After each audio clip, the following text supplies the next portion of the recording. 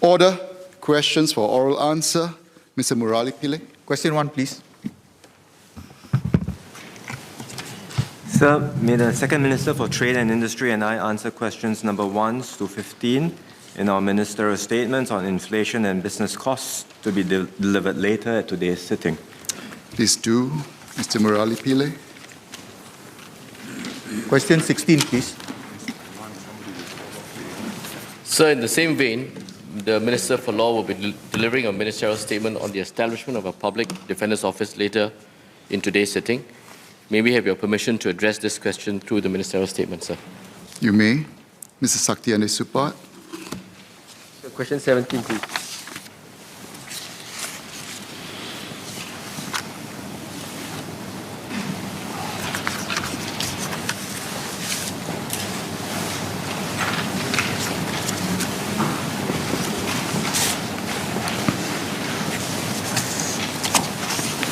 Sir, the household debt situation in Singapore remains healthy, although there is a need for prudence in borrowing as interest rates are expected to rise in the coming years.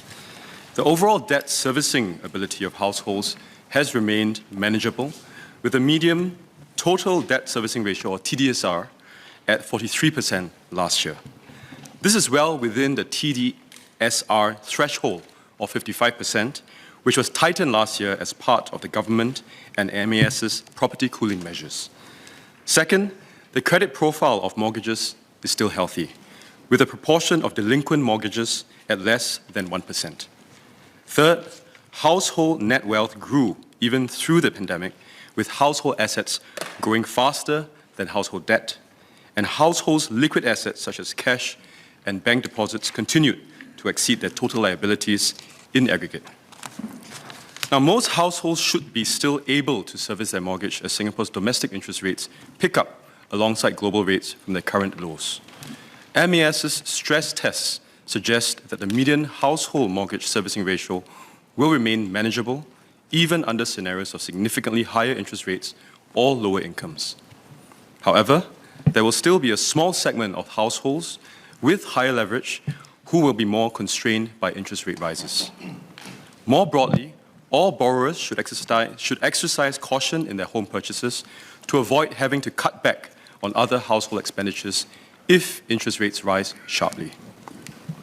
Now, this financial resilience of households to service their mortgages reflects the effects of measures that MAS has put in place over the years. The interest rate used to calculate loan repayments under the TDSR is the higher of 3.5% or the prevailing market rate.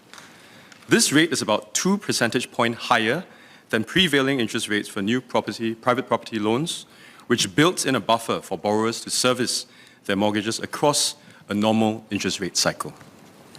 Now, loan-to-value limits and restrictions on loan tenure have also encouraged greater financial prudence among mortgage borrowers of different profiles.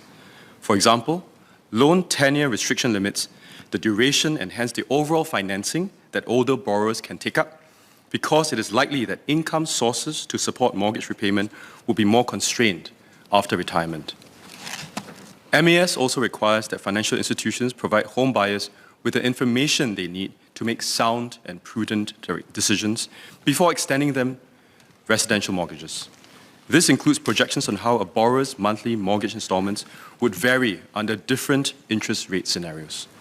MoneySense, our national financial education program, also alerts consumers to important financial considerations when committing to a property purchase, including the recurrent long-term costs involved.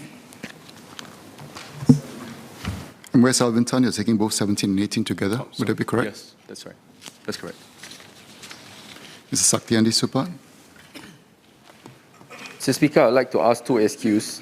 First is in regards to what MAS mentioned just now about the TDSR being in a good condition. I'm sorry about that. Mr. Speaker, I'd like to say that it's good to hear that the TDSR is in good condition.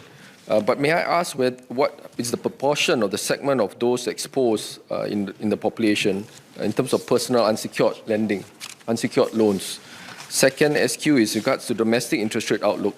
The Fed's the Federal Reserve Bank of US actually is expected to raise their rates quite significantly. I mean, the expectations based on their committee's announcements, there will be sharp rate hikes over the course of the year and into 2023. Given that, it would definitely affect the domestic rate situation in Singapore, and it will be very fast. It will definitely affect households and businesses in terms of cash outlay, especially so in current inflation environment that we're seeing now. So can MAS share what's our domestic rate outlook? And I think he mentioned just now about the projections and scenarios, but what does it mean for households and businesses in terms of the rapid pace? Thank you, MAS. So I thank the member for his questions. As the honourable member would know, the outlook for Singapore's domestic interest rates are closely tied to global rates. Accordingly, households and businesses should expect a pickup in domestic rates and its attendant increase in financing costs.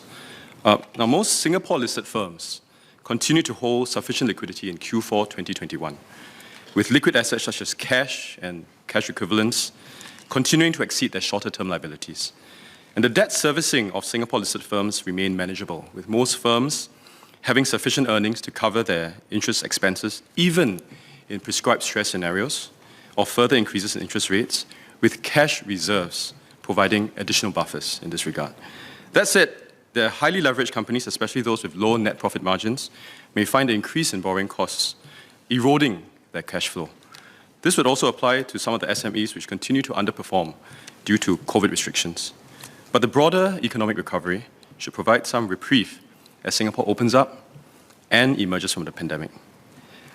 To the members' questions about personal unsecured lending, now credit quality has remained generally favorable and stable over the past year, having improved from pre-pandemic levels. As a share of GDP, outstanding credit card balances have come down from 2.5% in Q4 2019 to 2.1% in Q4 2021. Similarly, rollover balances as a share of GDP have inched down from 1.3% in Q4 2019 to 1% in Q4 2021, and the charge-off rate decreased further from 6.3% in Q4 2019 to 4.4% in Q4 2021. In all this regard, we urge consumers to be prudent with their new borrowings to reduce vulnerability to further income shocks in a higher interest rate environment. I'd like to also assure the member that MAS has also helped consumers who need assistance with their outstanding debt. For example, consumers in financial distress can seek help from the Credit Counselling Singapore for debt management assistance, or by taking out commercial products such as debt consolidation plans that may alleviate their repayment burden. Thank you. Mr. Desmond Chu. Mr. Speaker, would the MAS consider, especially for first-time young buyers, to be appraised as part of due diligence on the new interest rate trajectory as part of the mortgage loan application, so that they'll know what is their repayment plan based on the current rates and what is the expected rate, especially we know that most of the purchases have been done on the low interest environment for the last couple of years, and it was dramatically changed over the next couple of years. Thank you. Thank the member for his question. I think it's a very important question with regards to particularly first-time home buyers entering the property market at this juncture where potential interest rates can rise. First, I think it's quite important that we will urge all home buyers to exercise caution in their home purchases and in making these decisions, and also in financial prudence of how much they can borrow and their own balance sheets, given potential rise in interest rates. We also note that even as interest rates increased after an extended period when it was uncharacteristically low, and so we had a whole period where interest rates were just uncharacteristically low over time, household income, as I mentioned in my original answer, are expected to continue to grow alongside the broader economic recovery as we emerge from the pandemic. Second, the member will be pleased to know that Money Sense educates the public on property loan issues through a property resource guide on its website, and social media posts. Issues covered include the importance of buying within one's means and the features of different types of loans.